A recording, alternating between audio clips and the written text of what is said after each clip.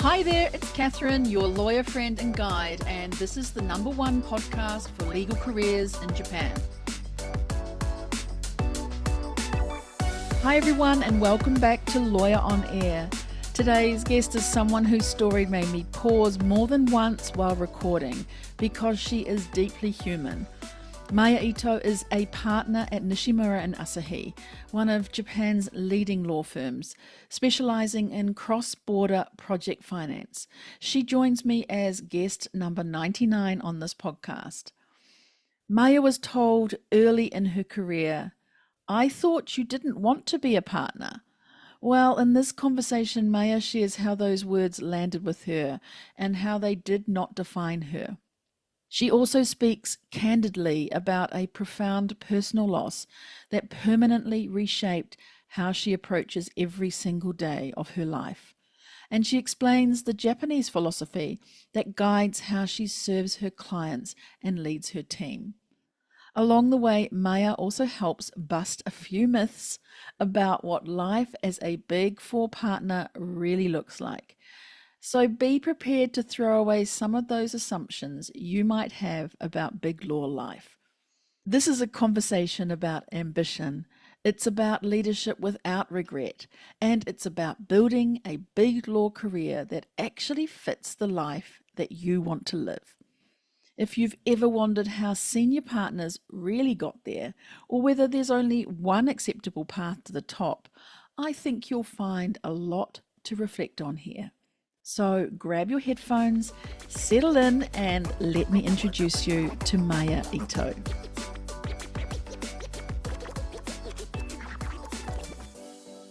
Hello, Maya, and welcome to the show.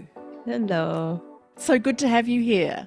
It's a pleasure to be here. Thank you very much for inviting me. Thank you. And we always have the same warm-up question. Imagine that you and I are meeting up in person. Where are we and what are you ordering to drink from the menu? So for that question, I will say we're in a cafe and I will go with iced coffee. I drink a cup of iced coffee in the morning and one in the afternoon, even during winter. So I have it now with me as well. Wow. And this keeps me awake. Oh, I see. I just can't have iced coffee. I have the opposite. I'm warm, hot coffee in winter and summer. Oh, really? I always go Yes. with iced coffee. Well, there you go. That's interesting. So let's get started then, because I've met you so many times, but I've never found out where it was or what it was that led you to first think about law and becoming a lawyer. Can you tell me about that? Yeah. Sure. So my father, he's now 75, I think. He studied law at university, but pursued a career in a steel industry after graduation. And he often emphasized that holding a professional qualification such as a law license ensures lifelong employability. And my mother, on the other hand, a traditional Japanese homemaker, she consistently encouraged me to build a career of my own, one that would allow me to stand independently and maintain self reliance. And I think that made me become a lawyer. Right. So it's almost a combination of what your mum and your dad said. Get a Mm, license, have lifelong employability, but on the other side, make sure you've got something that you can create your own life. So probably it's a mhm. combination.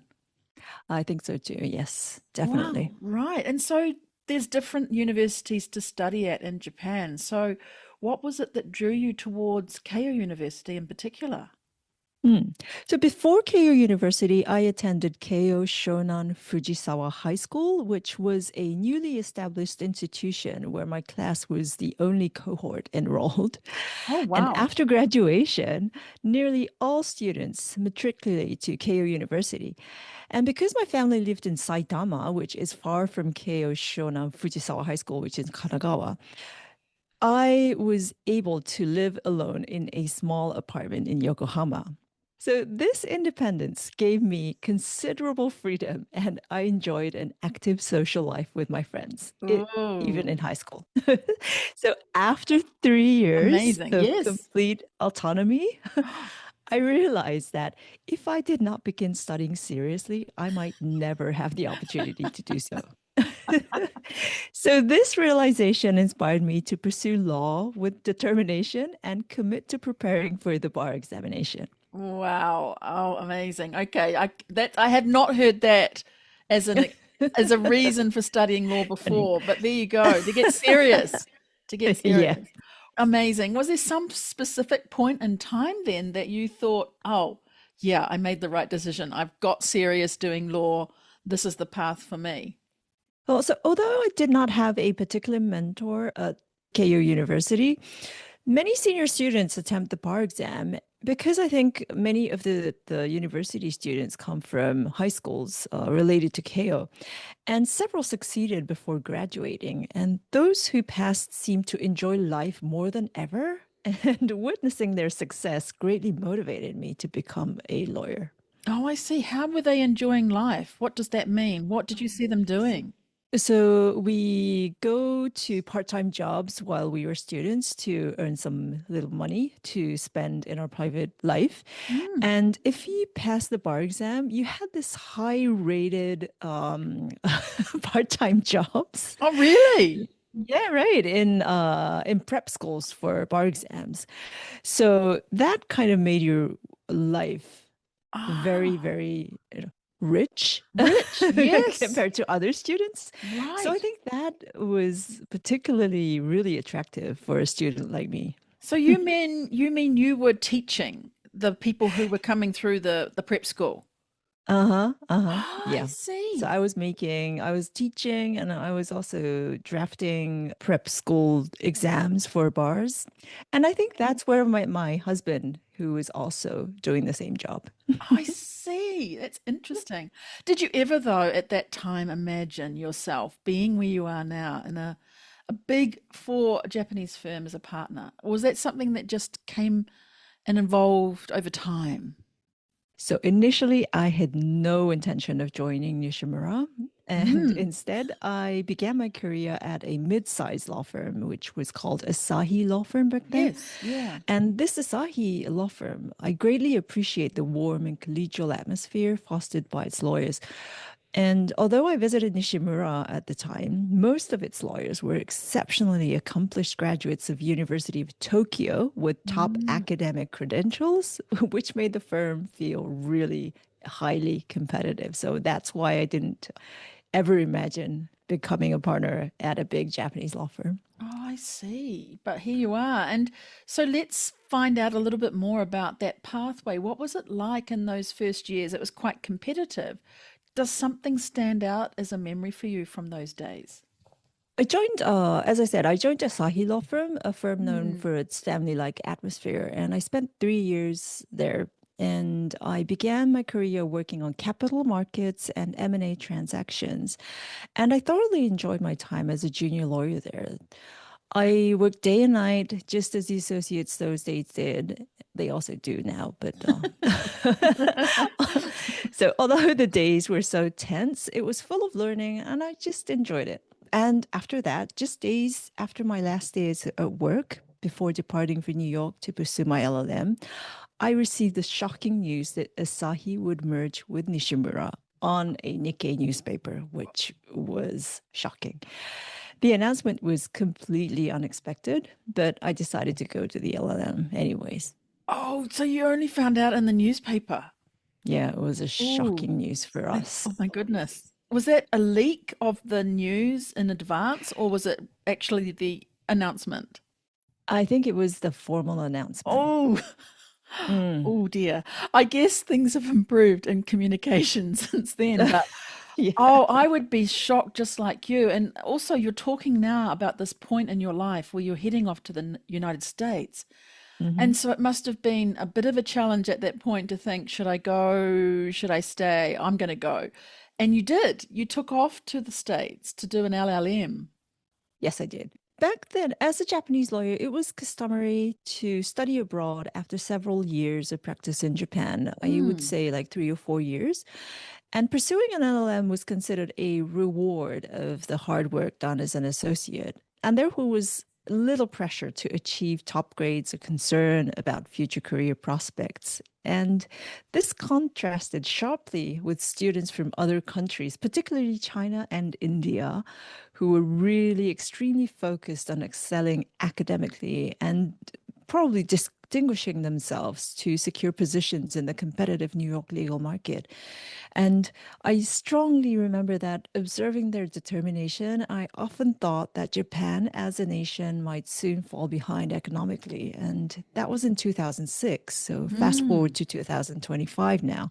Japan now ranks fourth in GDP behind China. And I really anticipate that India will surpass us in the near future, for Yeah, sure. there are Mm. rumors are rampant about that indeed, and Japan has to pull up its socks, as we often say. But Hmm. studying over there, did it broaden your perspective then? You saw this other nations, but how about as a Japanese lawyer in America, looking at the American landscape? Did it also broaden your perspective that way? Ah, yes, it did actually. So when I went to the US, I first realized that if you don't insist on what you want, you would never get anything done. Oh, that's So, excellent. Yes. yes, so I went with my 3-year-old daughter and also my mother, who was willing to take care of my daughter. So we went on a group of three and we went into a really old apartment and nothing was working. So Oh, we had to ask everyone to fix everything. you had to And push for your that, rights. Yeah. yeah, you have to push for your rights. You have to express what you want and request what you want. And if you don't do that, you would not survive. Did So that was so different from the situation in Japan where everything was, perfectly done for you before you go into an apartment. Everything works and, every the service is great. So I was so spoiled, I think. I think we take it for granted, don't we? That Hmm. in Japan, you just walk into an apartment and it's all ready for you. Apart from when Uh-huh. I first moved into an apartment in Japan, I never knew that in Japan you don't have curtains on the windows. No, we That's what I don't. meant.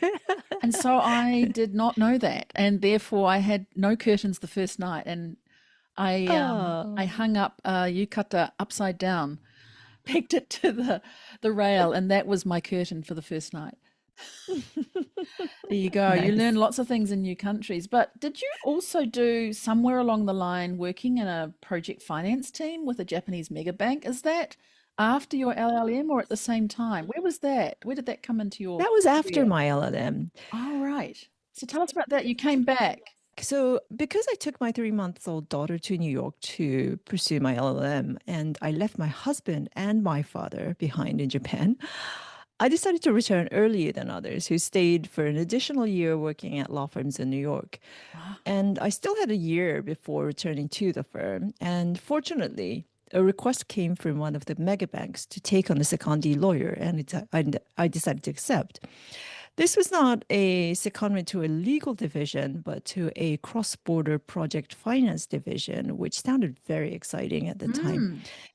So during this secondment, I worked on major project finance deals for Japanese trading companies and had the opportunity to collaborate with some of the most renowned international project finance lawyers at a prestigious Western law firm, not a Japanese law firm.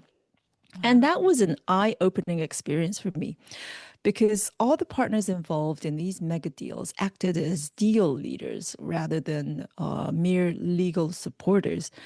So they led transactions from start to finish, drafting contracts and closing multi-billion-dollar deals very efficiently. And this completely changed my perception of lawyers from being mere advisors to becoming strategic leaders in complex transactions.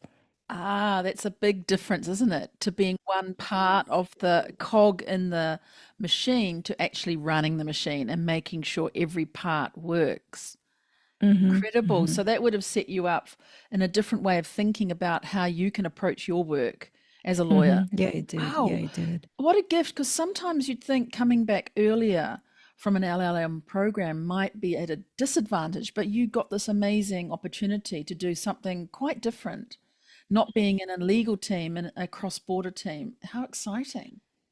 It is. So I really encourage my juniors to take a similar role to my role because learning at a law firm adds value to your career as well, and you will have very good experience there.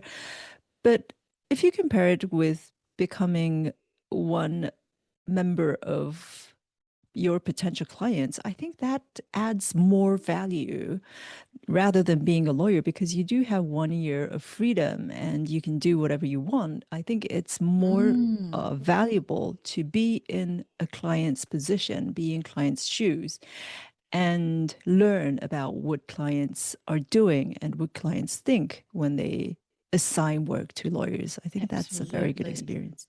So by this time, the mergers happened, right? Hmm. With Asahi and Nishimura, correct? Hmm. You're at this bank doing cross border work and people have merged together. Are you keeping tabs on? Are you listening to or meeting up with some of the lawyers from the old Asahi legacy firm and hearing about the merger and how it's going? What's going on in your mind then about coming back to the merged firm after the bank? There must have been a lot going on in your mind then. So while I was in the US, many of the partners from all over, even from Nishimura, came along and explained about the merger. And they did kindly request or ask me to come back to Nishimura and Asahi at the time. And also, I did have some of my colleagues stayed in Japan and they did not do their LLM. So I was able to get information from them.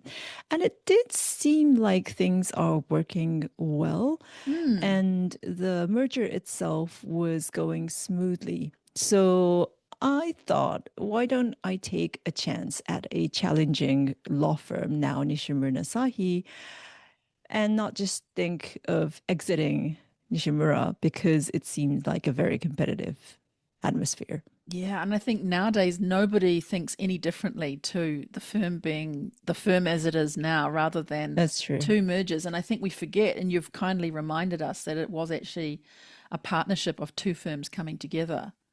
Was there some career juncture that you had to be really, really brave or unconventional about? Maybe it was going into the bank there, but it set you up for this pathway towards partnership. It sounds like a few things have happened that were really great for you at the bank, like thinking as a deal leader, not just a lawyer. But is there anything else that happened around that time?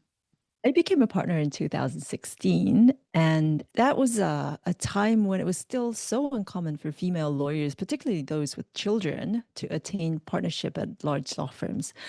And many of my male colleagues who joined the firm in the same year had already been promoted well before me. And I really remember during an HR meeting, I asked why I had not become considered for partnership. And the interviewer replied, I thought you did not want to become a partner. You have children. And I was really Whoa. shocked. And while many male lawyers with children were promoted, I was perceived as lacking ambition simply because I'm a mother. Oh, that's Uh, shocking. it's really shocking. And I think that's the moment that taught me a critical lesson. If I don't clearly express my intentions, they will never be understood. Wow, almost like back in the US when you had to insist on getting something, otherwise you wouldn't get it. That's very true. But how interesting that the assumption was made because you had children or a child that that was what you were thinking, that you weren't Mhm. ambitious towards partnership. Interesting.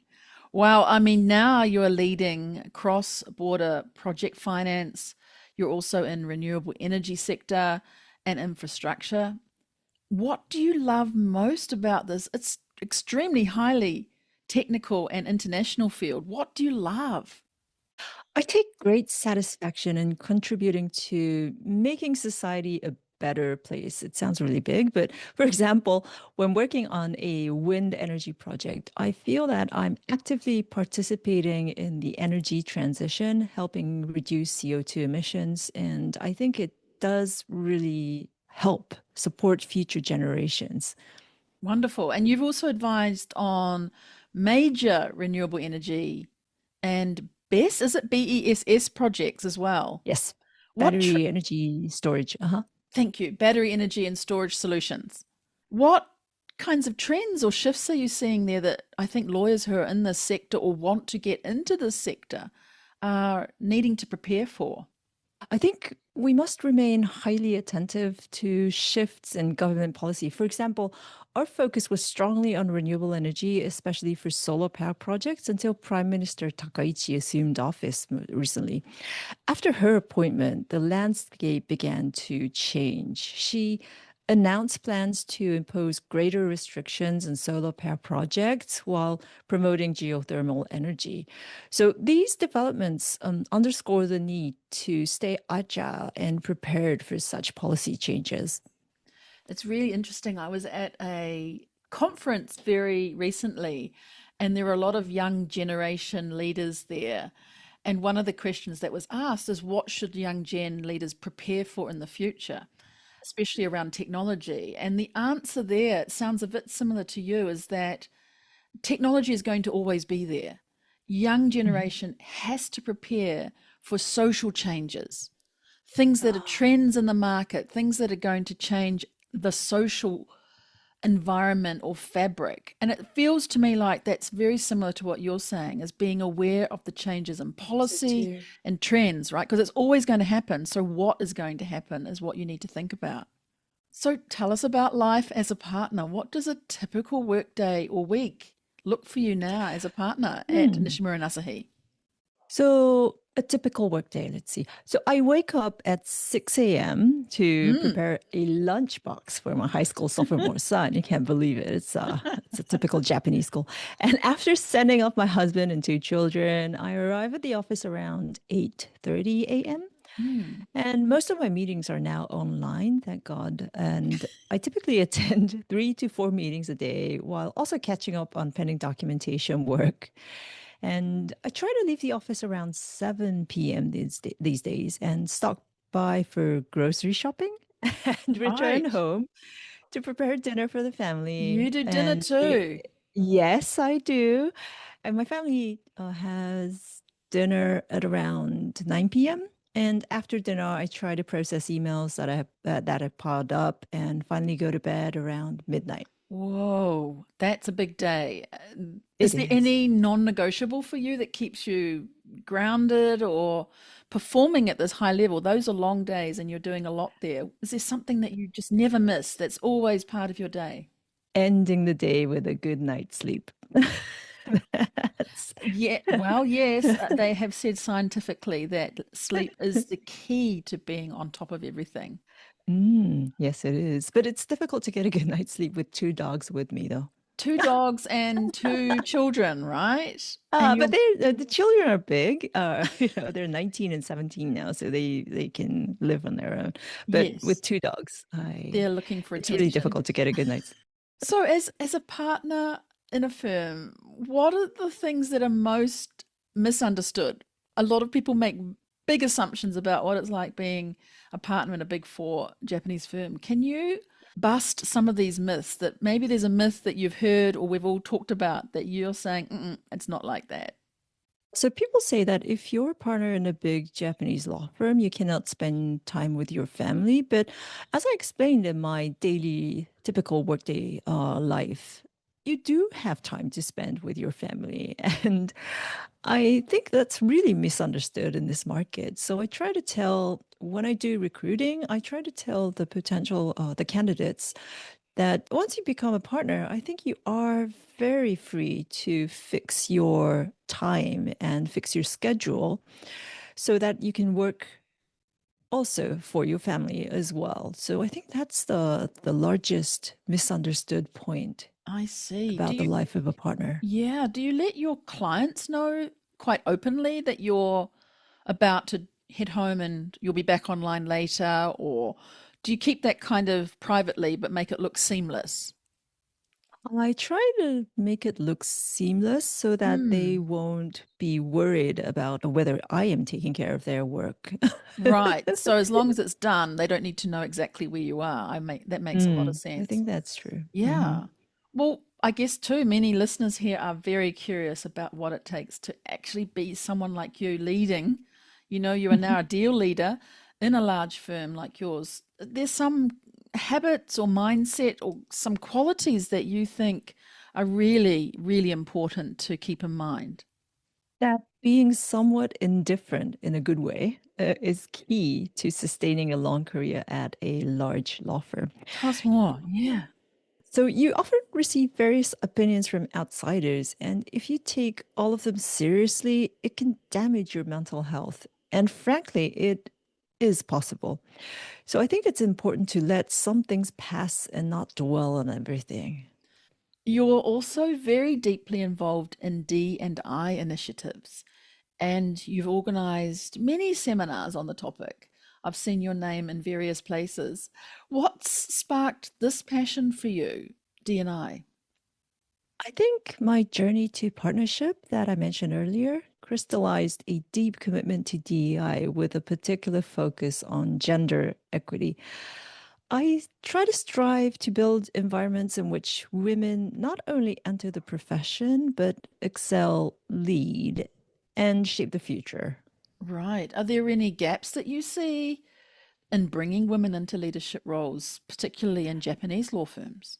I think we have made progress actually. Female partners in major Japanese firms have increased from almost none 2 decades ago to around 50 to 20% today. So awareness and DEI programs, I think, are helping, but actually gaps still remain. So we do have cultural assumptions about motherhood, makes still low promotions and flexible work options are limited and women remain underrepresented and especially executive committees. So I think to move forward firms need measurable targets and real sponsorship and not just mentorship. Right. And I think it's always interesting that the people who sometimes complain about mothers have actually come from a mother. And so, Mm. right, there Mhm. seems to be that approach. But you mentioned the first female prime minister just before, Takaichi-san. And do you think that women seeing her in power will somehow change that next generation or even this generation to be more motivated to work towards having places higher up in the ranks? Definitely, yes. Having Japan's first female prime minister would be a powerful symbol. So I think it would challenge long-standing perceptions about leadership and gender and showing that women can hold the highest positions and authority. I think that is a Mm. strong message. And this visibility really matters. It sends message to young women that ambition is not limited by tradition. Yeah, exactly. Is there anything else you'd like to say on this DEI area, especially related to your firm? I think women should aim for leadership. And I really encourage female junior lawyers to aim for that leadership because if you take leadership, you will get authority and you will be able to control your own life and pursue your dreams. That's great. Thank you so much. And also, one of your dreams, I expect, was getting an outside director role. You Mm. also had outside auditor role. So one of the evenings recently, we were at a dinner together. Might have Ah, been one of the yes. nights you weren't making dinner, or else you made dinner and then came out. I'm not sure. But you've served as an outside director and outside auditor across multiple organizations. What has motivated you to take on these governance roles? I was motivated by a desire to go beyond the role of an external advisor and truly understand how companies operate from the inside. And serving as an outside director or auditor allowed me to experience governance firsthand, how decisions are made, how risks are managed, and how strategy is shaped. And it gave me the chance to apply my legal expertise in a way that influences the core of the organization and not just from the sidelines.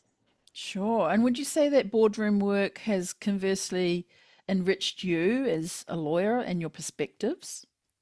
Definitely. So, boardroom experience has completely broadened my perspective as a lawyer. When you sit on a board and you receive advice from outside lawyers, you see how legal advice fits into a bigger picture. And it taught me that decisions aren't made in isolation and they balance legal, financial, and operational realities. And that insight helps me give advice that is not only legally sound, but also practical and aligned with business goals. Right. So when you're on the board, you're not exactly providing legal advice, are you? But you're using your legal experience and perspectives to inform the board on what might be possible or what has happened before. That's correct. So I try to give not only legal advice, but business goal oriented advice. Right. So there's probably lawyers listening who would have clicked on this and who would love to be a board member in the future or corporate auditor. What kind of advice might you give them to aspire to that? I have 3 points. So building credibility in your own legal field is essential. And because you're a lawyer, you need deep expertise and sound judgment skills. I think this is the first important point. And second, developing a broad understanding of business, finance, and risk management. This is important too because board decisions go far beyond legal issues. And thirdly, cultivate communication skills and the ability to provide clear strategic advice rather than just technical answers is also very important too. So these are the 3 points that I would give. Excellent. And you mentioned earlier about not really having a mentor at your early stages of your career when you were thinking about law and going through law school. Have you had mentors since then? And maybe if it's possible to mention any of them, if you wanted to talk about them in particular, or just how the mentors helped shape you and what it was that they did that really mattered. And I'm asking this question because some people often say they want to be a mentor, but often don't know quite what that means. So I think your experience here would be very helpful to hear. I unfortunately cannot point a single mentor who shaped my career, but rather I have learned from many senior colleagues by observing and adopting qualities I deeply respect in each of them. And in addition, I think having friends I can confide about work challenges have been invaluable throughout my career. Even now, when I face difficult decisions, there are several trusted people I turn to for advice and also perspective. You've clearly also become a mentor yourself now. What is your mentoring style? So this is exciting, but my team is now composed almost entirely of women lawyers. Is that This is right? very rare. Wow, that It's is right, but this so is very rare. rare. It is. Amazing. Ah, it is amazing. And I believe it is essential to respect each individual's personality when all the team members are women lawyers. And what I think is best for me may not necessarily suit someone else. So that is why I place great importance on understanding each person's individuality and supporting them in a way that aligns with who they are. Oh, I see. So you must be giving advice to this team, and even though they're very different, what do you find though, giving to your younger lawyers, the advice that you keep giving to them again and again? I often remind young lawyers of the importance of speaking up about their concerns and seeking advice when they face challenges. I tell them not to keep everything to yourself, and sharing your worries and asking for guidance can make a big difference. Yeah, how do you go about creating the environment that they can do that? Because that's, I think, the key, isn't it? Saying it's one thing, Yeah, but it it sounds is. like you must be creating some environment, and maybe it's natural for you to do that, or there's a specific, deliberate way that you do that. So, because my most junior female associate is now in their 20s and I'm like double her age, I think it's really difficult for her to talk honestly to me. So, I try to have team lunch meetings, casual team lunch meetings once a month that people get together with lunch boxes and we talk over lunch about their concerns and their challenges that they're facing at that point in time.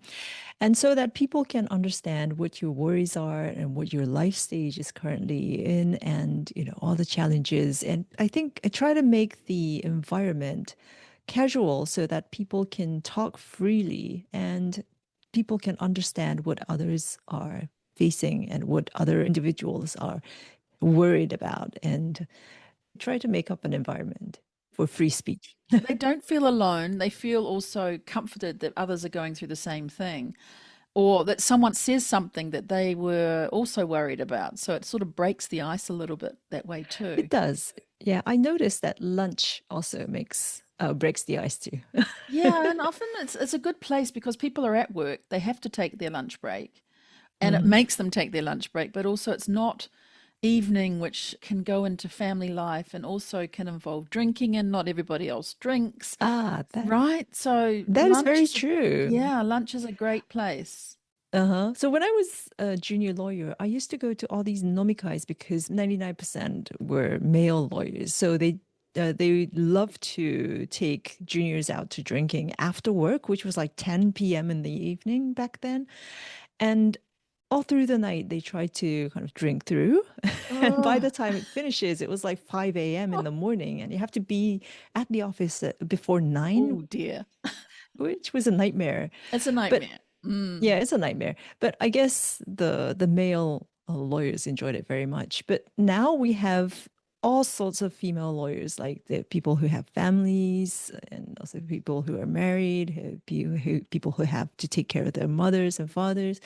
So I try to make it as less burdensome as I can. So I decided to go for lunch. Yeah, it's a really great suggestion. It sounds very simple, but it's given what we've just talked about, there's a lot that can be done away with, not having the pressure of the nighttime and the drinking part. And I also believe the new Prime Minister of Japan, Takaichi, has specifically said she wants to eradicate after work drinking. Have you heard Ah, this? great. So that people are not forced to have to go out. And I Oh, think that is in nice. yes, and I think in the first, is it now 6 weeks, 7 weeks that she's been in power, she's Uh-huh. not gone out in the evenings. Apparently, I saw that reported in the paper. Oh my God. Yeah, so she's walking the That's talk. a good move. Yes. Yeah, there we go. Well, I'm going to move into what we've had as our signature questions in season 10 and 11. So, if I might ask you, I asked you a couple of questions beforehand and asked you to choose two. So, I would like to ask you the first one, which is about a stumble that happened that made you stronger and what you learned from that. So this is one serious topic. So the stumble that made me stronger happened in my very first year as a lawyer at Asahi. I was still finding my footing when I discovered that I was pregnant. I felt grateful, but I was also worried about the timing. I was working really hard, but I had to prepare for my maternity leave. And as my October due date approached, my colleagues gave me the warmest send off. And I go into my maternity leave. And 2 weeks Mm. later, late at night, I went into labor. At the hospital, the atmosphere just shifted and the doctors' faces turned serious. And then came the words that no parent should ever hear. The doctor said, "Our baby has passed." Mm. I needed an emergency cesarean and I met our daughter, perfect, but without breath. So that was a really shocking moment for me. And in the days that followed, there were no easy lessons, only grief and questions. Why me? Could I have changed the outcome? What had I missed? And I took 2 months to grieve quietly. And somewhere in that silence, I realized something that it changed me forever. I realized that life is not guaranteed, nothing is promised, and tomorrow is not a certainty. And that realization became my turning point. If tomorrow could disappear, then today must count.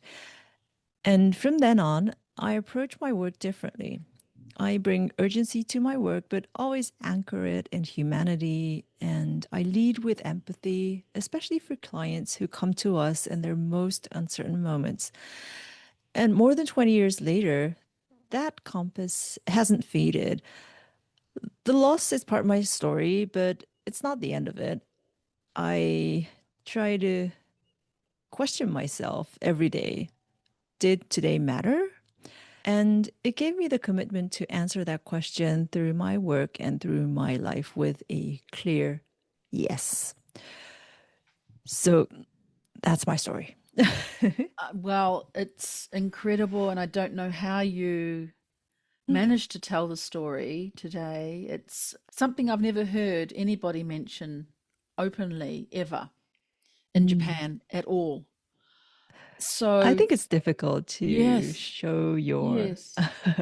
It sounds like a weakness in a way because you're a lawyer. You have to be strong. You have to be supportive of your clients. You have to face all these difficulties. So you can't really show vulnerability every day. But I have all these vulnerable things that I would like to share. And lawyer is a human. That's exactly what I was about to say. Yeah. Yeah, I think I would like everyone to kind of understand my vulnerability in. Yeah, I get it. I read something the other day too, which is a little off topic, but it was something like this. If you live like the last 14 days of your life for the Mm. rest of your life, where would you end up? It's kind of saying, if you had the last 14 days of your life when maybe you're going to pass, what are you doing at that time and how are you ending your life? And it's like what you've said, that every day needs to matter in some way. You can't take it for granted. Life is precious. So It how is we, precious. yeah, live our lives is very, very important. And I think you've really brought that now to the front of the conversation. Thank you so much for sharing that. I had a second question for you, which is your lawyer superpower, the strength people count on you for. I'm feeling it might be something aligned to what you've just said, but please tell me what that is. Your superpower. I think my superpower is pretty simple and I think very Japanese in spirit. I think lawyering for me is a service business. And in Japan, because there are fewer lawyers, we often called sensei. It's a Yes. respectful, but it can quietly create the idea that lawyers sit above the work. So early in my career, a founder of Asahi taught me the opposite. He told me that we are our client's Kagemusha, the shadow ally behind them. Oh, I love it. So, so that mindset has become my strength actually. So in practice, I keep my ego off the table and put the client's outcome at the center. So I try to move quietly, anticipate 3 steps ahead, and try turning complexity into clear and actionable choices. But I also deliberately absorb the friction so that client carries less. And I try to absorb the heat so that client doesn't have to. And align the teams and keep decisions moving. And I guess I can call the superpower in my case a disciplined service mindset, the Kagemusha posture. Wow. Wow, you need a t-shirt with that on it. Yeah, I need to have a Kagemusha t-shirt. Yeah, I'm a Kagemusha, and then it has underneath definition, disciplined. How did you say it? Disciplined? A disciplined service mindset, the Kagemusha posture. Wow. So I would say Kagemusha is the shadow ally behind them. Shadow eyeliner. Yes, I love it. One side could be Kagemusha, and then the back on your back, shadow ally. I love that. That is such a great way of showing that you are kind of not servant, but maybe servant leader. It sort of sounds Mm. aligned to that, where you are in their shadow helping them and take the pain and the heat, Uh, as you said, so that they don't have to. I hope clients appreciate that from us. I hope so. Wow. So your practice is really demanding and international. How do you protect that time, energy, and well-being? You talked about sleep, but during the day when it gets a little tough, what do you do? Yeah, cross-border matters can be demanding, and I've learned that coping well is not about doing everything alone. I Mm, think it's about leading into trust and teamwork. For yes. me, the key is partnering with colleagues that I trust and dividing responsibilities clearly. When everyone knows their role and feels empowered, the work moves forward smoothly, even under pressure. And how do you reset then after an intense cross-border deal? Because we Mm. often talk about being in it and it's very exciting, but when you come out of that, there's probably a reset. And maybe it's one of your hobbies or passions that help you to do that. I think hobby and passion also helps me, but when stress starts to feel overwhelming, I don't keep it bottled up. I try to talk openly with trusted colleagues that I just mentioned. Mm, And even sometimes laying everything out on the table helps me a lot. And those conversations aren't just about venting, they often lead to practical solutions and remind me that I'm not facing challenges alone for and everyone sure. else challenges the same. Can you tell us what your hobby or passion is? My hobby now is to play golf and Right. also to play with my dogs. Yeah. Great. Not at the same time. Not at the same time, no, no, I don't bring my dogs to golf courses. No. Amazing. Well, we're getting towards the end, but I sort of think about young Maya. I would have loved to have met her. The Maya that just went off to the United States or came back from Mhm. there. And I'd love to know what advice you might give to that young, maybe 20, 21, 22-year-old Maya. One piece of advice you'd give her. Yeah. At 20, 21, 22, I Mm, thought progress had to be fast to be meaningful. So I was rushing mm, towards my future. And I believe that every milestone needed to happen very quickly. But life and law, they have taught me that depth matters more than speed. So the most rewarding experiences come from building strong foundations, learning patiently, and embracing the journey rather than racing to the destination. So I will tell my younger self, trust the process. Every step you take with care will lead to a future that is richer than you can imagine. Don't rush. wow. Is that the same advice you would give to, say, a young woman in your team now or standing Exactly the same. beside you? Yes. Wow. Well, let's move into the end part of the podcast. I usually ask a few softer questions, such as maybe a book or a resource or even a podcast that you recommend that lawyers listen to if they want to grow into leadership. I would recommend a book Hmm. written by Kazuo Inamori. Mr. Kazuo Inamori is one of the presidents who built Kyocera and also was a president of many of the prestigious Japanese companies. And he wrote a book called Ikikata, and this Yes. translates to how to live, I think. Yes, that's right. He's a legendary entrepreneur, and his book is not about technical skills or management frameworks, but it's about the mindset that underpins true leadership. And what makes Ikikata so powerful is its emphasis on the purpose and values. He argues that success is not measured by titles or wealth, but living with sincerity, humility, and a sense of mission. So I think for lawyers, this resonates deeply. Do So you, that's why I would recommend this book. right. Do you know if it's translated into English? I I think wonder. it Oh, is. okay. We'll look it out and we'll put that into the show notes. What's something about you that people might be surprised to learn? Maybe they didn't know you played golf. Maybe your team does. My But team is there does. something else that people might think, oh, I never knew that about Maya? uh, I learned piano when I was little. Not Right. very well, to be honest, but I still have a piano in the house and I still play Oh, occasionally. amazing. Wow. At the beginning, we talked about what you choose to drink from the menu, and you like an iced coffee. Now, looking back on your career, if your career was music, right? You talked about Uh-huh. piano now. Maybe what's your favorite soundtrack for your career that you might play on the piano, for example? I was thinking about this yesterday from the way home from golf. Yes, because I let And you know this question in advance because it's a little bit different to other yeah, questions. So I'm right, so intrigued to right. hear what you said, what you thought about. Uh, so a random song came on my iPhone, and the Maybe not song so played. random. Maybe it was Yeah, meant to maybe not. be. So it's really famous. So it's really famous. And the song that played was "Don't Stop Believing" by Journey, and I love that song from way past. I think it was like 15 years ago, and I was listening to the lyrics, and it represents hope and the importance of staying in the course through challenges. And I think this was something that really resonates with my journey so far. So I love this song, I Oh, think. wow. Yeah, I might play it after I've finished speaking with you. I'm going to put it on Spotify and have Please. a listen to the lyrics. Finally, one piece of wisdom that you want everyone to take away from what you've told us today. Mm.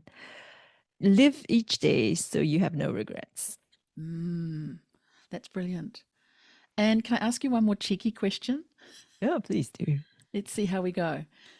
If your career was a metaphor, so we talked Uh-huh. about it being a music and Don't Stop Believing by Journey, but Mhm. if your career was a metaphor, it could be a jewel or a sport or a kind of dog breed, even a food variety. What would it be? How would you describe your career as a metaphor?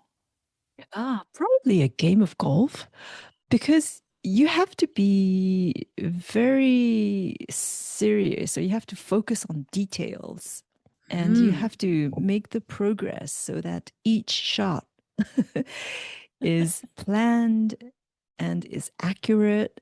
Yes. And you have to take the shot one by one. And it's not a matter of speed. You have to play fast, they always say, but it's a matter of speed, but it's a matter of process. So I Mm. think a game of golf will be a good metaphor Sure. for And my journey. Yeah. sometimes it goes in the rough or in the sandbox Exactly. pit, right? Right. So In the you sand. face all these difficulties, Yeah. but you finally get your way out. You finally find your way out at the very Right. end. No one gets stuck. The right tools, right? You've got the Uh-huh. right club for that particular part of the course. Exactly. Oh, I love it.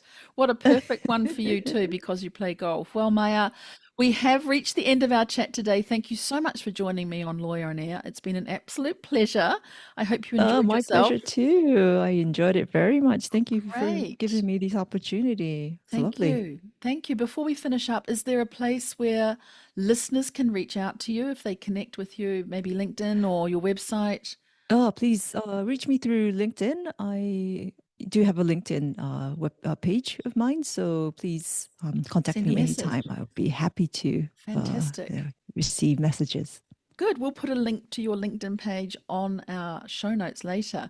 And to listeners who are here, please do listen to this episode again and again. Share it with your friends and colleagues. Tell us if there's something that you were inspired about. We love to hear feedback from listeners and fans about the show. And it really helps people to find the podcast and to find the answers to questions that they never knew until they listened to the episode today. That's all for now. Cheers, kampai, and bye for now.